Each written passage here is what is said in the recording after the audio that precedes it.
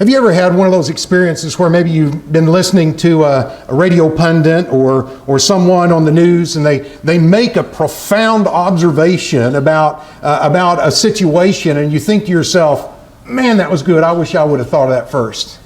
You know, I should have thought of that. Man, I should have said that before he did. Something that you just think, wow, that is not necessarily that complex, but it's just profound.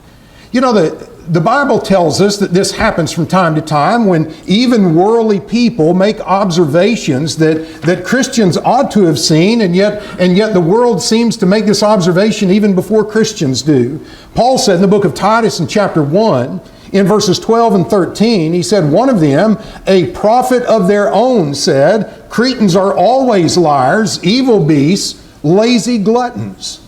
Then in verse 13, he said, this testimony is true. Therefore rebuke them sharply. Paul said, they got it right. Here are these worldly people, prophets of their own. They made an observation about their own people that was profound. They got it right. You know, Jesus made this observation in Luke chapter 16 and in verse 8.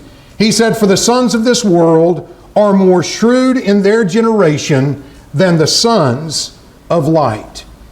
The sons of this world are more shrewd in their generation than the sons of light. In other words, there are times when they make observations that are more insightful than what the sons of light are and should be. That's a tragic thing. But it is the case. You know, I think that this was the case some years ago when a song came out back in 2004. It was, I think, August 24th when the song was released. And the name of the song was Live Like You Were Dying. And if you're old enough, you remember the song. And even if you're young, you've probably heard it because it was that popular. Tim McGraw sang the song. He wasn't the writer of it, but it soared to the top of the chart, stayed number one for like 7 weeks in a row. He ended up winning a Grammy for Best Male Vocal in the awards.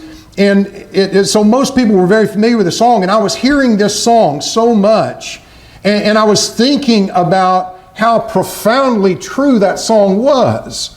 Now, the song, if you remember, it's about a guy that had been diagnosed with a terminal illness, and he's talking to a younger man, and he's urging him to live like he was dying. And it approaches the idea of living like you're dying from somewhat of a worldly or a temporal view of things, because it encourages the man to go skydiving or mountain climbing or maybe even ride a bull in order to take in all the joys of life. And certainly you don't have to do those things to enjoy life. But the whole point of it was to make sure that you do the things that are truly important, that are truly fulfilling, and not just get so wrapped up in the mundane things of life.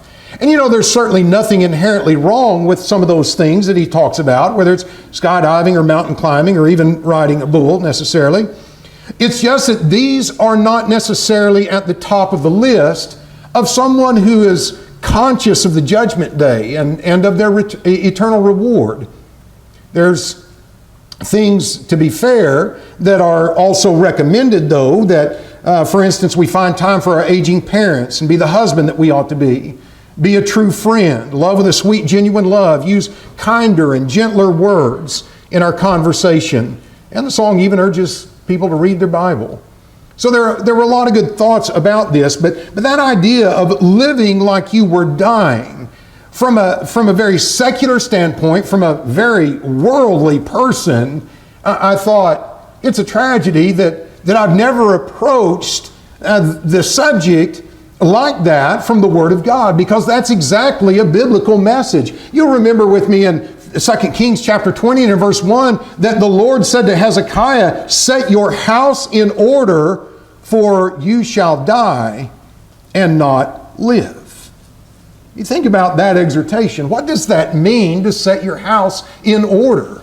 I think that we understand, based upon the context, what he's talking about. It obviously means that there's a certain way that we would live, or a way that we would conduct ourselves if we knew that we're going to die.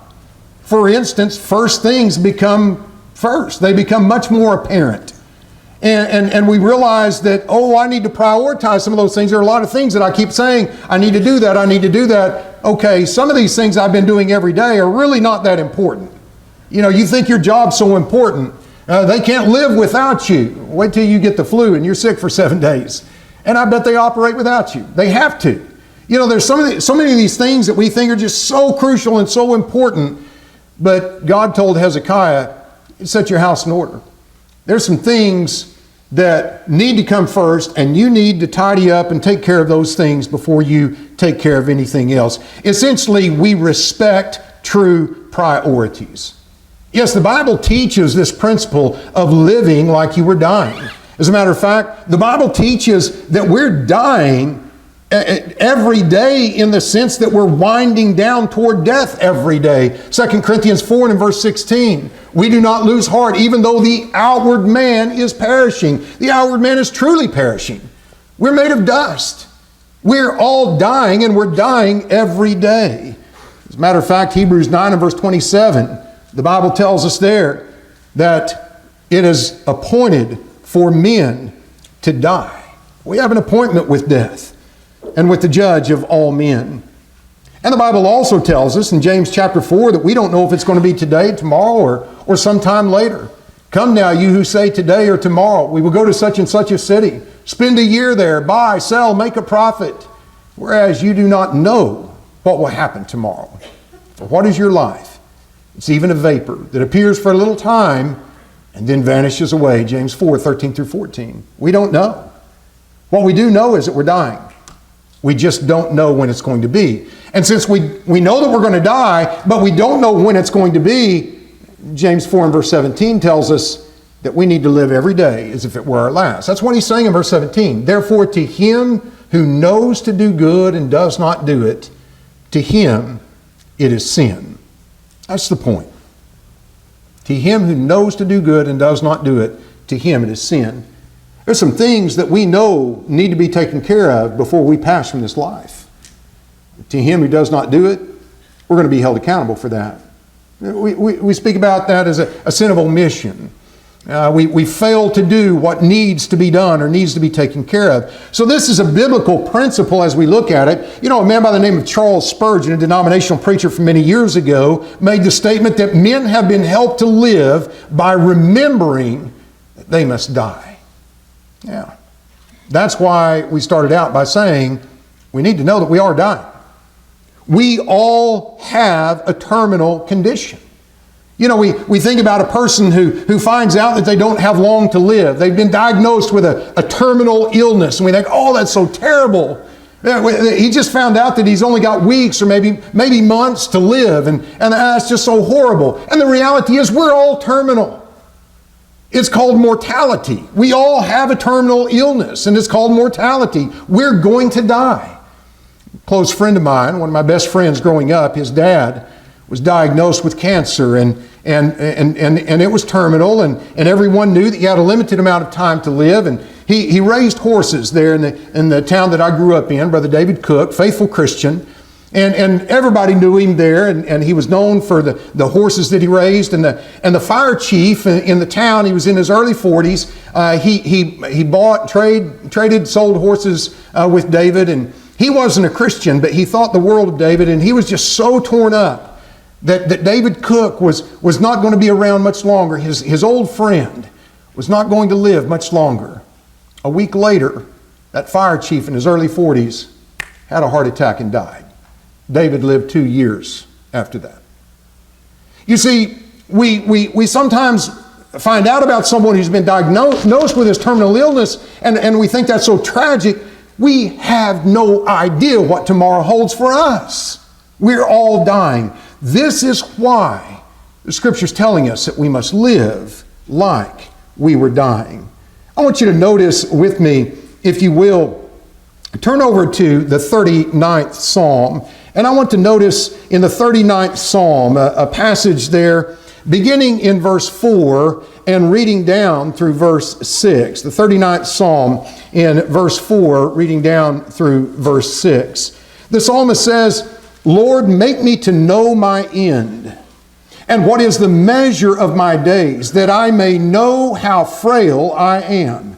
Indeed, you have made my days as handbreadths, and my age is as nothing before you. Certainly every man at his best state is but vapor.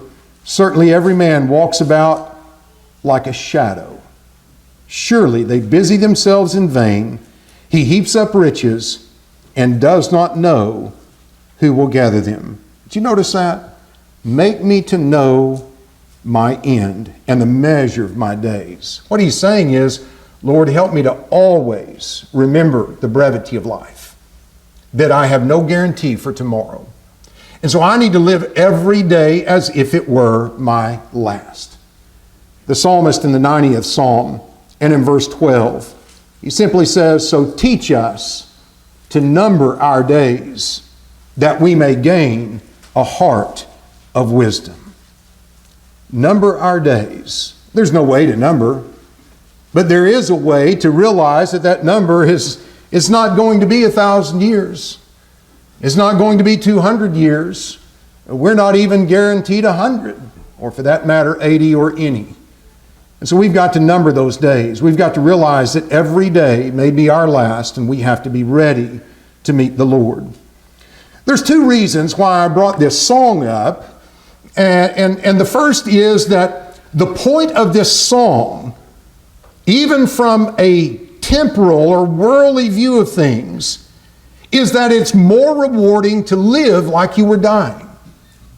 And that's because when we live like we're dying, like this could be our last, we simplify our lives. We don't get entangled with all of these things, but we get focused, we get determined, we get deliberate about what really needs to be done. And we live for things that actually bring lasting fulfillment. But if that is true in regard to the temporal things of life, how much more true for the Christian who has an eternal view of his existence and a solid conviction of the judgment day? How much true for each one of us? So the question then is, how would we live if we were dying? How would we live? You know, Ecclesiastes chapter 7 and in verse 2, the Bible says, it is better to go into the house of mourning than to go to the house of feasting, because that is the end of every man, and the living takes it to heart. There's some things that we take to heart, see. There's some things that we become mindful of, and one of those is our own mortality. Especially when we see someone that we've known for many years and we've been close to them, and it'd be hard for us to even imagine them not being here anymore, and then they're dead. And it forces us to come to terms with the fact that this is going to be me one day, maybe sooner rather than later. So how would we live? It makes us think about that. What should I be doing? Am I ready? How would we live? And I want to ask you again, would your life be lived any differently if you found out today that you only had days to live? Would you have done anything differently today? Would you be planning to do something differently tomorrow? And that's how you ought to be living right now. That's the way that we need to live our life. What would God put at the top of our bucket list? Not what would I put there? What would God put there at the top of that list? And that brings me to the second reason why I bring up this song. You see, this song became popular. It was released in August, but boy, going through September, it was ramping up. And I was hearing it all the time. There was something else that was happening at that same time. September 29th was a Wednesday night, 2004. I was in a gospel meeting in Conway, Arkansas. My wife's dad, who was the evangelist at 84th Street in Oklahoma City, Brother Phil Arnold, he had been sick for a while, and we didn't know what was going on. He had just recently preached the funeral for my best friend's dad, who had died of pancreatic cancer. But he was very, very sick, and he finally got in to see the doctor, and they were running tests, and it was looking like he might be diabetic. And so we were praying about that. But it was that afternoon, as I was looking over my notes, getting ready for the sermon that evening in this gospel meeting, that Jennifer called me. And I remember when I answered the phone, she couldn't even speak. She was sobbing so hard. And all she could get out was, Brett, Dad has pancreatic cancer. Someone else had to get on the phone and give me the details. I rushed home. She flew to Oklahoma City to be with her dad that night, picked up the kids, drove up there, and the next day the oncologist met with us and said, he has 3 months at the most. He passed away 8 weeks later to the day, Thanksgiving morning at 7 a.m. 54 years old.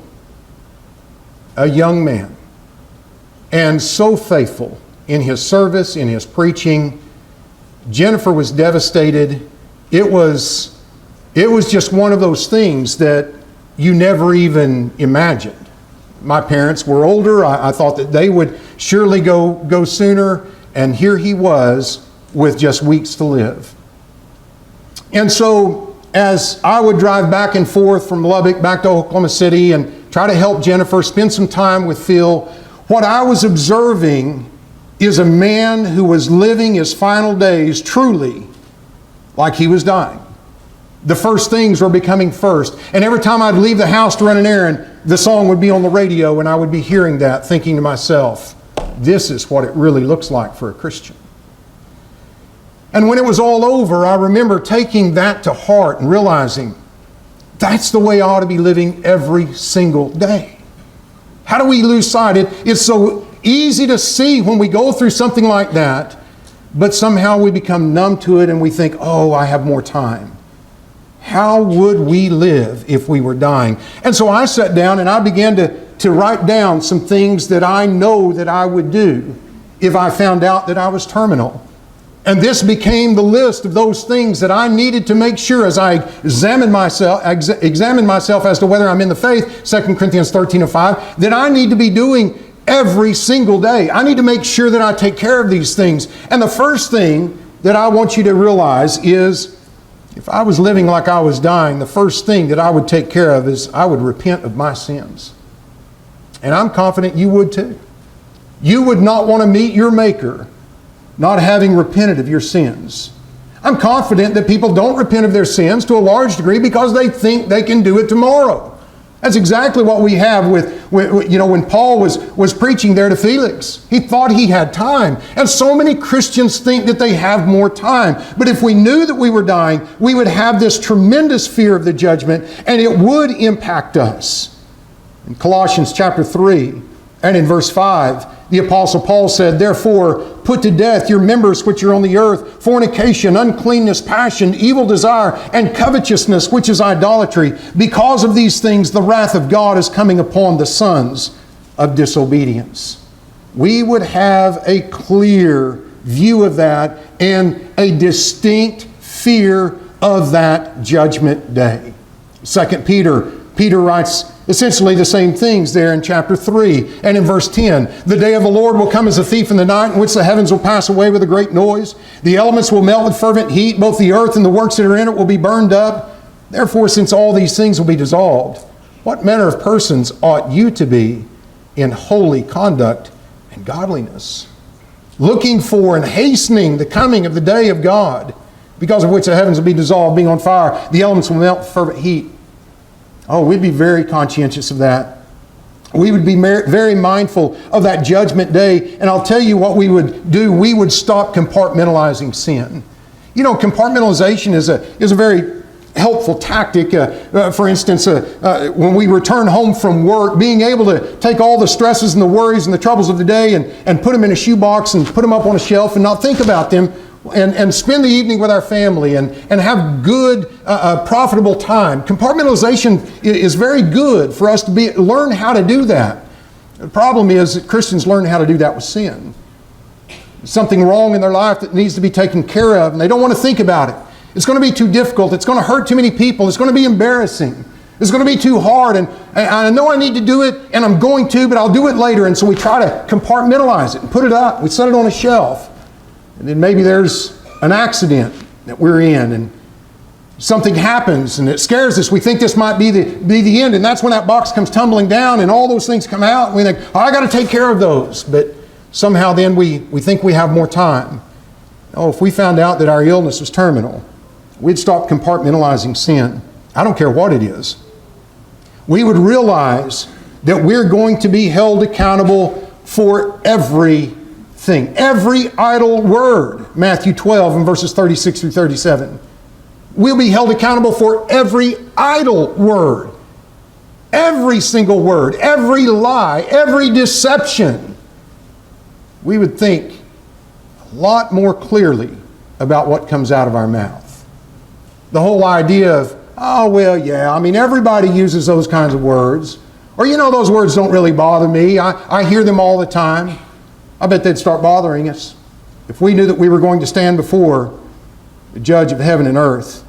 We'll give an account. You know, Proverbs 28 says in verse 13, whoever covers his sins will not prosper. Proverbs 28, verse 13. Whoever covers his sins will not prosper, but he who confesses and forsakes them will have mercy. We would do whatever we need to do. And I'll tell you, we would have a realization of our separation from God. I think that there are Christians that somehow salve their conscience and that separation is there because they haven't repented of that sin, but they don't let themselves think about it. But if they found out that they only had days, maybe weeks to live, that separation from God would feel so ominous. There would be a motivation to reconcile, to have that fellowship with God. Why is it that Christians can get seared and almost accustomed to being separate from God? They go through the motions, they're at church, they live a good life, but here's this one thing they're not willing to do, this one thing they're not willing to give up, this one thing they're not willing to repent of. It's because they think they have time. I want to tell you, you're dying. You're terminal. It's time to forget that. If we live like we were dying, we would have a realization of that separation. It came to me on an event where my mom was in a horrible car accident with my sister-in-law and my two nieces. I was coming home from Oklahoma City to see my parents before I left to go back to Fort Worth, and I drove up on the accident, and I had no idea who it was. The car was so mangled I didn't even recognize it was my mom's. I was trying to get around the car because the accident had recently happened. The police were just pulling up, and I thought, I've got to get home because we've got to get out of town. My brother's waiting on me. And as I went around the car, I saw my sister-in-law down in the bar ditch looking over her kindergarten-age daughter as someone was doing CPR on her. And I realized that was my mom in the driver's seat with her head bleeding profusely. I pulled over and went back and sat down in the front seat with my mom and held her hand. Didn't know if she was going to live through that. And I realized that my prayers would get no higher than the top of that car. I had never felt the separation from God like I did then.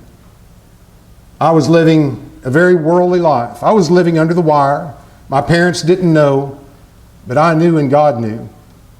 And I was scared to death. I made a commitment that day that I would never let that happen again. That was during that same time that gospel meeting took place, within the same year. You see, that separation needs to be something that makes us miserable, that we cannot let go of. Isaiah says in chapter 59 and verses 1 and 2, your sins and your transgressions have separated you from me. We would feel that separation.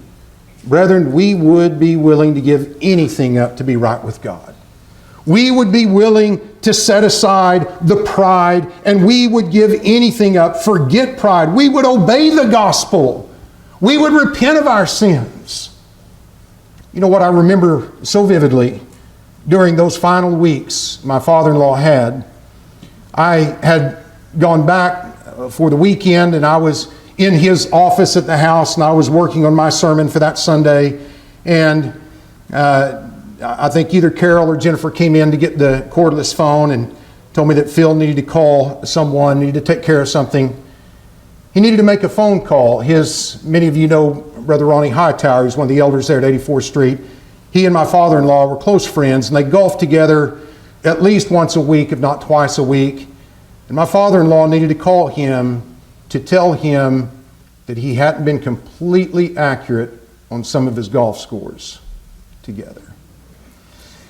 I remember thinking, I hope that's the worst thing that I have to take care of in my final days. That's how pure Phil was. That's how good a man he was. But my point is this. That's how tender his conscience was. And that's how tender ours would be. Why aren't they always? It's because we think we have time. When we come to terms with the fact that God knows there's not going to be any hiding, and as difficult as it is, as embarrassing as this is going to be, I've got to take care of this because I can't stand before God without it done. Eternity looms much larger with this realization. Yes, I would repent of my sins. But I want to tell you, secondly, another thing that I thought of is that I would let go of the petty differences, forgive my neighbor, and pursue reconciliation with brethren, friends, neighbors. And I want to tell you why.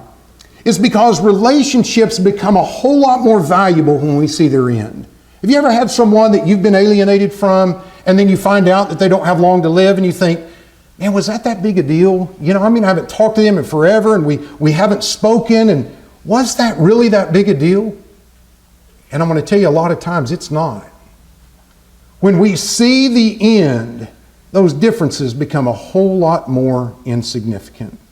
In Genesis chapter 13 and in verse 8, Abraham said to Lot, "Please let there be no strife between you and me, and between my herdsmen and your herdsmen, for we are brethren."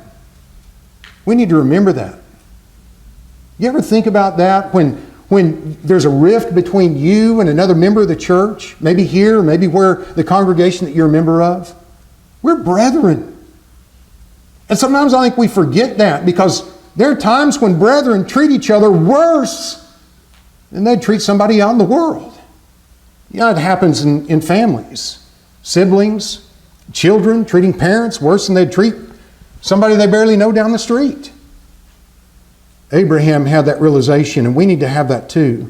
Let there be no strife between you and me.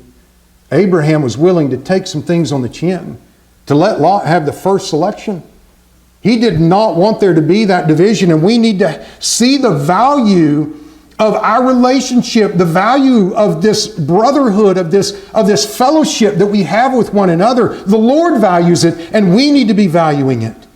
But there's so many brethren who are hurt, who are wounded, who are holding grudges. I'm telling you, if we knew we didn't have long to live, we would want to make sure we've done everything in our power to resolve that, for things to be okay. I realize that there are going to be times when sin separates us from people. We must withdraw from someone who walks disorderly. I understand that, but even in that case, we're to admonish them as a brother, not count them as an enemy. We're going to treat them in a loving way. We would want to do everything we could in the time we had left to try to win them back to the Lord. And there's so many family members who are estranged from one another. The in-law relationships and families it's detestable. And I even hear Christians joking about in-laws in a terribly negative way. We need to put aside that. We need to read the book of Ruth, and we need to lift up and honor the relationship between in-laws, especially when we're Christians. But even if we're not Christians, we're to honor our father and mother, and men, you're to honor your wife's father and mother, and ladies, you're to honor your father's father and mother. As Christians, that's what we do. We don't joke about having a horrible relationship with our in-laws as if that's okay, that God approves of that. As far as we're concerned, it should not be on our part. But so much estrangement, so many of these problems. And I'll tell you, I can relate in this regard, not because I had bad in-laws. My father-in-law, he was a dream for a father-in-law. But at the same time, I was young and I was immature. When Jennifer and I got married, I was that son-in-law, that insecure son-in-law that thought that I had to prove to her that I was better than her dad, that my way of doing it was better than his way, and that kind of competitive thing. And really, in a lot of ways, what I was doing is I was tearing him down in her eyes. I wasn't making any progress, I can guarantee you that. She loved her dad. They were so close. And you know what's so sad is that because she was so close to her dad because he was such an incredible dad. He was so invested in her and all of his kids, and he developed a relationship with his daughter that caused her to have a high regard for men And I was the beneficiary of that. And yet here I was trying to tear him down in her eyes to lift myself up. We were very different from one another. We were both gospel preachers, and you know, he had his ways that I thought he was trying to get under my skin, and I'm sure now that he wasn't. He was a sweet man. But I am so thankful to God that he gave me the opportunity to be able to sit at his bedside and ask his forgiveness. Because he didn't deserve that. And I can just about guarantee you that if you have a bad relationship with your in-law, they probably don't deserve all of that either. And even if they do, what we need to be doing is reflecting Christ, and we need to be that person that's going to show them the kind of relationship that ought to be there in that relationship, honor and value. You don't need to be threatened by the fact, men, that your wife holds her dad in high esteem. That is to your benefit. And young ladies, you don't need to be threatened by the fact that your husband holds his mother in high esteem and praises her as he should, as children should praise their mother. That takes nothing away from you. And let us seek to help our mates celebrate their parents, both of them, instead of allowing these things to come along. There are so many petty things that we allow to separate us. And the thing is, these differences seem to be so much more insignificant in light of eternity. You know, in Matthew chapter 5, Jesus said in Matthew 5, beginning in verse 21, he said, "You have heard that it was said to those of old, you shall not murder. Whoever murders will be in danger of the judgment. But I say to you that whoever is angry with his brother without a cause shall be in danger of the judgment. And whoever says to his brother, Raka, shall be in danger of the council. But whoever says, you fool, shall be in danger of hellfire." Did you notice that? Whoever is angry with his brother without a cause. Would that fit any of us? You say, oh no, I've got a cause. Did you see the way that she looked at me? Did you hear the way he said this to me? So you're going to stand before the Lord in the judgment. The Lord who was scourged within an inch of losing his life, had a crown of thorns pressed down on his head. He was mocked and beaten with a rod and nailed to a cross, who hung there writhing in pain and prayed to God, forgive them, for they know not what they do. And you're going to say to him, oh, you don't understand what cause I have to be angry. Think about it. I realize the Bible says, be angry and sin not. There are times when there should be righteous indignation. But from what I understand, the righteous indignation I see in Jesus is over what people were doing to his Father, not him. And there may be some righteous indignation over what people are doing to try to destroy the influence of God or the influence of his word. And yes, that stirs my anger. But as far as a person's relationship with me, what they say about me, what they say against me, what they do to me, I'm going to have a hard time making the case that I have a cause for anger when I look at how Jesus handled it on the cross. What do you think? And we're going to give an account for that. Whoever's angry with his brother without a cause shall be in danger of the judgment. Now, I would let go.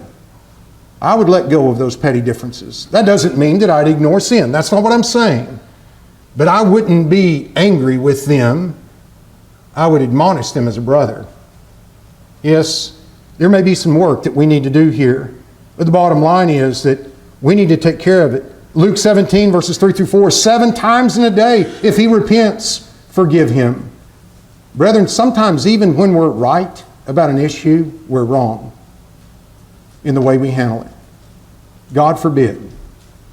I would let go of those things. And I'll tell you thirdly, I would be repulsed by things that are worldly. I would see the danger in those things. Proverbs chapter 23, or Proverbs chapter 4 and verse 23, keep your heart with all diligence, for out of it are the issues of life. I need to guard. That word keep means to guard. What's going into my mind? The movies, the entertainment, the music, all of the things that we are around. You can't hardly watch a sporting event today without being inundated with immodesty and worldliness and drunkenness and everything like that. I'm not saying you can't watch sporting events, but I am saying that we need to be mindful of that. We need to guard ourselves. We need to know how to bounce our eyes and stay away from that kind of thing. Proverbs 23 and verse 7, as a man thinketh in his heart, so is he. Yes, I'd be repulsed. I'd see the danger in these things, the music, the movies, the social media. It wouldn't just be an innocent thing to me. The immodesty that's all around us. You know, the Bible tells us in Matthew chapter 5 and in verse 28, if a man looks at a woman to lust for her, he has already committed adultery with her in his heart. I'd take that seriously, wouldn't you? And you think about all of the images that are in these movies, all the sexuality, if it's not filtered out, and it just keeps going in there. And those things don't go away, do they? Not quickly. I mean, given enough time, eventually, but they're usually replaced with others if we watch that kind of entertainment. I want to tell you, there would be an awareness that those images in my mind, they take a long time to purge out. And how long do I have? I don't want to stand before God and still have that image in my mind. I would take it seriously.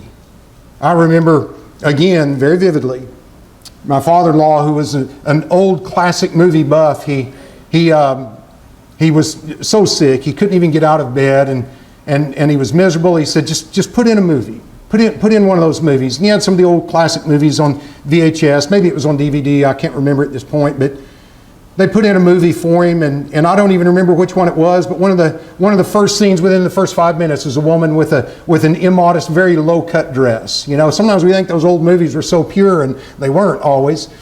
They're a lot better than the ones today, but it was very immodest. And as soon as he saw it, he physically turned his head away, and he wouldn't look back over there until someone turned that off, and he said, take that movie out. He didn't watch another movie, not one more. He didn't want to risk it. As soon as that was over, he asked the people that were in the living room waiting to say hi to him. He wanted everyone to come in and sing hymns with him. He wanted that out of his mind. You know, we would take those things a whole lot more seriously. We would be repulsed by these things. And it would not only be those who are in danger of seeing these images and being tempted by them, but ladies, you would also need to be very conscientious of causing someone to lust through immodesty. Jesus said in Matthew 18 and verse 6, whoever causes one of these little ones who believe in me to sin, it would be better for him if a millstone were hung around his neck and he were drowned in the depths of the sea. And people say, well, that's his problem, or he's just a pervert. That may be the case. But I'll bet you would be making sure that there was absolutely no reason, no legitimate reason for a man to sin by seeing you. Now, we would take those things seriously. Many Christians, too many, are compromising in their entertainment, their music and their movies. Matthew 5 and in verse 8, the Lord said, blessed are the pure in heart, for they shall see God. How pure is your heart? Are you really guarding it? Are you making sure that those things are not coming in? Yes, I would be repulsed by these worldly images and worldly things. 1 John chapter 2 and verse 15, do not love the world or the things in the world. In Romans 12 and in verse 9, abhor what is evil. 1 Thessalonians 5:21, test all things, hold fast that which is good. We would be putting these things to test. We would take it seriously. And I will tell you another thing, and that is, I would see temporal pursuits as insignificant as they really are. I didn't say sinful, and I've got a golf ball up here, and I'm not saying that golf is sinful in any way. But what I'm saying is that we would be able to put those things in perspective, because the reality is there are far too many times as Christians that whatever it is that we're into and that we enjoy, it's very easy, if we're not careful, for, as the saying goes, the tail to wag the dog. You know, recreation's a powerful thing. It's good for us. Recreation. We need some R&R. We need some rest. We need some relaxation. We need some time of refreshing, and that's what recreation's supposed to be. Now, some people work at their recreation. I think they're missing the point. But recreation is a good thing. But you know, it's kind of like dessert. We need a little bit of it. You know, your kids would eat dessert for supper if we let them. They need a nutritious meal and a little bit, you know, of the sweets. We need a little bit of that recreation. But I remember W.R. Jones many years ago. I heard him in a gospel meeting there in Fort Worth, and he said, you know, he said, recreation's kind of like an electric wire. We get a hold of it, and then it gets a hold of us. That's what happens to a lot of folks. And then we quit seeing them in worship because they got to be out on the weekend on the lake or wherever they're at. We would be able, if we knew we didn't have long to live, to see these pursuits, while they're wholesome and there's a place for them, these would not necessarily be at the top of the list. We would see them as insignificant as they really are. Sports, golf, house, career. You know, Luke chapter 12 and in verse 15, Jesus said, "Take heed and beware of covetousness, for one's life does not consist in the abundance of the things that he possesses." Decorating the house, having more new things, having more toys. Guys, I can relate to that. I always like to get those things. New four-wheeler, zero-turn mower, all those things that guys want to get. The reality is those things can get a hold of us, like Brother Jones said. In Matthew chapter 6 and verse 26, Jesus said, "What profit is it to a man if he gains the whole world and loses his own soul? Or what will a man give in exchange for his soul?" We'd realize all these things are going to be burned up. You know, all of these things, our favorite team, I know everybody's excited about the Astros right now, and you should be, that's great. You know, my father-in-law, he was an avid fan of the University of Oklahoma, and yeah, I went to Oklahoma State, so that was one of our points of contention, you know, arch enemies. And he knew everything about every player on the team, he knew everything about the team, blah, blah, blah. I got sick of it. He didn't miss a game. And so when he got sick was right during preseason going into regular season. And as a matter of fact, it was the first regular season game when he was diagnosed with cancer. And so he was down, we were down. We said, "Hey, the OU game's on, you want to watch it?" He said, "Yeah, turn it on." We turned it on in the hospital room where he was, and a little bit later, we stepped outside as a family just to talk about things, and when we went back in, the TV was off. He turned it off. He never watched another game in those 8 weeks. Never known him in his life to miss a game. He never watched another game. We would ask him when we came to see him, "Hey, did you see that game yesterday?" And it was almost as if he didn't hear us. He'd say, "Was Brother so-and-so at church today?" He didn't care. He didn't care one bit. And I'm not saying there's anything wrong with caring about your team. But what I'm saying is we would see where it belongs. It would know its place. What we would do is we would constantly think on things above. Colossians 3 in verses 2 through 4, he said, "Set your mind on things above, not on things on the earth, for you died and your life is hidden with Christ in God. When Christ, who is our life, appears, then you also will appear with him in glory." We would think on those things because that's soon going to be our home.